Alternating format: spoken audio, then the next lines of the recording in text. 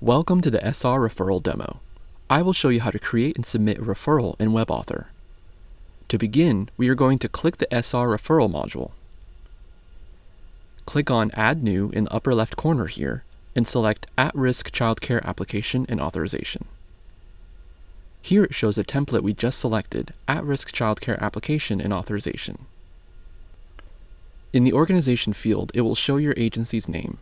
I am using a test account, so the test account's information will be shown instead. Same thing for referral caseworker. This field will auto-populate the name of whoever is logged in and submitting the referral. Next is the referral caseworker phone number. We can see that there is an asterisk. This means it is a required field. If we miss any of these fields when we try to submit the referral, it will let us know which field we missed. Now we will select our authorization type. Please note that if we select Update, another field will pop in called Update Type. We can select any that apply. I'm just going to keep this as initial authorization though. Next, we have Parent/Guardian Type. We can see that there is an info bubble next to some of the options. If we hover over them, we can see additional information about the option. We can find these info bubbles next to the fields themselves as well. Next is the Social Security number. You'll notice there is no asterisk here. That means this field is optional. First name, middle initial, last name, gender, date of birth, parent/guardian ethnicity, parent/guardian race, select all that apply. Address, parent/guardian email address, phone number, and marital status. Next up, we have eligibility status, Rillia-Wilson Act, at-risk type, placement location, custody, Medicaid eligible. Primary purpose of care will already be selected for you. Select if there is any secondary purpose of care. Next is developmental screening, child assessment, parent/guardian name. Here we have the parent/guardian signature. If we want to capture their signature, we will click on the cell phone looking icon here. A window will pop up and we will enter the parent/guardian's phone number. This will send them a text message with a link that they will then select. This will allow them to sign their signature. It will then pop their signature into the signature box. Now we will enter the parent/guardian signature date. Enter transportation hours per week, supporting documents, care authorization from, care authorization to. You can see that the care authorization duration is automatically calculated for us, and comments. Next, if we click Yes for additional spouse/guardian, we will get this Add More button just below. We will click it and select Relationship to Parent/Guardian. Next is Social Security number, first name, last name, date of birth, gender, spouse/guardian ethnicity, spouse/guardian race, phone number daytime, and comments. Okay, now for the children, we will fill out the child's first name, middle initial, last name, social security number, date of birth, gender, child ethnicity, child race, minimum hours care per week, and the FSFN case ID/intake number. We can add up to 2 more children per referral for a total of 3 children. However, if we need to add more than 3 for this parent/guardian, I will show you how to do this later on. For now, we are just going to delete these. Next is waive copayment and reason for waiver. Next is the authorized referral worker name. This is auto-populated by who is logged in and filling out the referral. For the authorized referral worker signature, we can click the cell phone icon again and send the text to ourselves if we want. Again, we would put in our cell phone number, press OK, and it will send the text to ourselves so we can sign. Our signature will then pop into the signature box. Now that I, the referral case worker, has signed, we are going to click this Save icon here that looks like a floppy disk.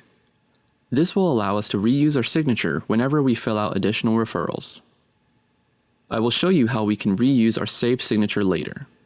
Next, we will enter the authorized referral worker date. Next is additional requested documents, then documentation notes. We are going to hit the Save and Submit button now, and it's going to flag us about the required field we missed at the beginning. We can see here that it shows us what field we missed. If we click on the alert like so, it will bring us right to that field. We are going to fill it in and click the Save and Submit button again. This referral has now been submitted into a workflow. It is now in the Submitted to ELC workflow level, where it will be reviewed by a manager of family services. Now that we've submitted the referral, we will now show you how we can generate a PDF of the referral. We will click on this Generate PDF button up here. It will take a moment. There we go. Now we will scroll down just a little bit to this Files pod here and click Generated Referral. As you can see, all the information we entered into the referral is now in this PDF.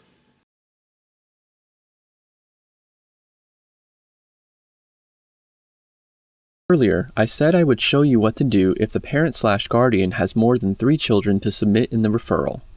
To submit the additional children for Calvin here, I'm going to show you how to copy a referral. We will go over here and click on this Copy Record icon. Clicking it takes us to the copied record immediately, and you will see this flashing Submit button. We never want to touch it. We want to click this Modify button over here with the pencil icon. There are some fields that do not get copied. We will need to fill them out. We will scroll down a bit to the Relia Wilson Act, Medicaid eligible, developmental screening, child assessment, and we send the text message to the parent again, and then enter the parent/guardian signature date. We will now scroll down to where we will enter the child information. Fill out child first name, middle initial, last name, social security number, date of birth, gender, ethnicity, child race, minimum hours care per week, and the FSFN case ID/intake number. And now, because we saved our referral caseworker signature earlier, we will click this squiggly looking icon to reuse the signature that we sent to ourselves via text. Enter the authorized referral worker date and lastly the documentation notes. Click Save and Submit. And now this copied referral is also in the Submitted to ELC workflow level and will be reviewed by a manager of family services. Next, we have all of the different workflow levels: Submitted to ELC, Rejected to Caseworker, Reviewed Referral, Contact, Pending Family Input, Enrolled, Never Enrolled, and Void Referral. Real quick, we are going to take a look at why this referral is in Rejected to Caseworker.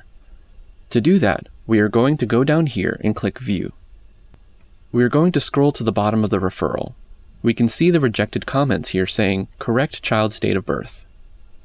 To do that, we will click this Modify button here, scroll down to the child, correct the child's date of birth, and click Save and Submit. We will need to resubmit the referral now, so we will click this Resubmit button here, click Resubmit one more time, and now this referral is in the Submitted to ELC workflow level. We are going to view this referral in the workflow board. We will go to View here, Workflow, Referrals Workflow, Board, and we can see Benjamin's record right here. I will now show you this referral going through each workflow level. I will show you this one in Reviewed Referral. We will click on View, Workflow, Referral Workflow, Board. Here is the referral in Reviewed Referral. We are going to click View down here to see the Family Services Specialist that has been assigned to the referral. We will scroll down near the Referral Caseworker signature. Here is the Assigned Coalition Staff field with the Family Services Specialist assigned. Okay, we are going to view this referral in the Contact workflow level now. We will again click View, Workflow, Referrals Workflow, Board. Here it is. We are going to click on View and see what contact notes have been made. Scroll down to the bottom. Here is the contact type, contact comment, contact date, and the coalition staff name. Next, I'll show you this referral in the pending family input workflow level. Once more to the workflow board, View, Workflow, Referral Workflow, Board. Here it is. We will click on View and see the pending family input comments. Scroll down, and here are the comments. Next, I will show you this referral in the enrolled workflow level. Click on View, Workflow, Referral Workflow, Board. Here's our referral in enrolled. We are going to click on View to see where the child has been enrolled. We will scroll down to the Children Needing Care section. Normally the information would be here. If you don't see it, we will go to this upper right-hand corner where our name would be and click. A side menu will pop in and we will click the red Refresh/Clear Cache button, then give it a moment. Scroll down again to the children, and we can now see the center/home placed, date enrolled, and assessed fee. This referral is now complete. We will now quickly visit the workflow board again. View, Workflow, Referrals Workflow, Board. We have Never Enrolled and Void Referral. Never Enrolled is just for children that have not been enrolled within 10 days of the referral submission. Void Referral is for referrals that have been voided. This is the entire referral process.